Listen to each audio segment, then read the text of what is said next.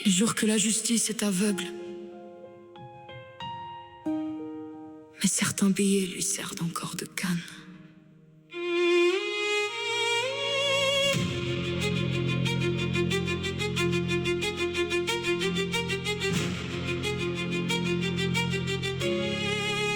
Les puissants fraudent en gants blancs parfument leur délit, détournent des continents puis plaident l'erreur polie. Leur morale a des dorures, leurs fautes ont des avocats.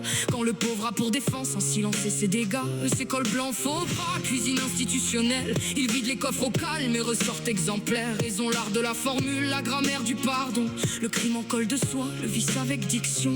Ils passent par la case prison comme on visite un pavillon. Une formalité de plus dans le grand monopoly des puissants repus. Justice à deux vitesses, balance à géométrie variable. Pour les uns le glaive, pour les autres la table. Les riches jouent au monopoly avec nos vies en carton. Ils tombent sur prison comme on tombe sur un salon. Pendant qu'une mère, au bord du vide et de l'hiver, prend de quoi nourrir ses enfants puis porte seul l'enfer. Même code, même pays, même devise en façade. Mais la peine change de visage selon l'étoffe et l'adresse.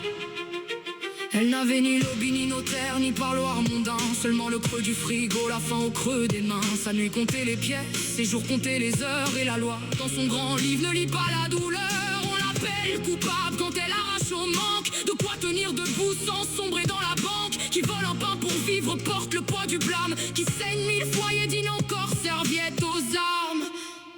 Drôle de république, les uns purgent leur peine, les autres les négocient.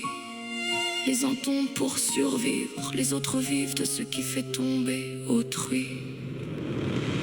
Justice à deux vitesses, balance à géométrie variable. Pour les uns le glaive, pour les autres la table. Les riches jouent au monopoly avec nos vies en carton. Ils visitent la prison sans perdre la maison. Pendant qu'une mère, pour un repas pour demain, paye plus cher qu'un prédateur en costume italien. Même côte, même pays, même fronton, même loi. Mais tous ne tombent pas du même côté du bois. On nous dit nul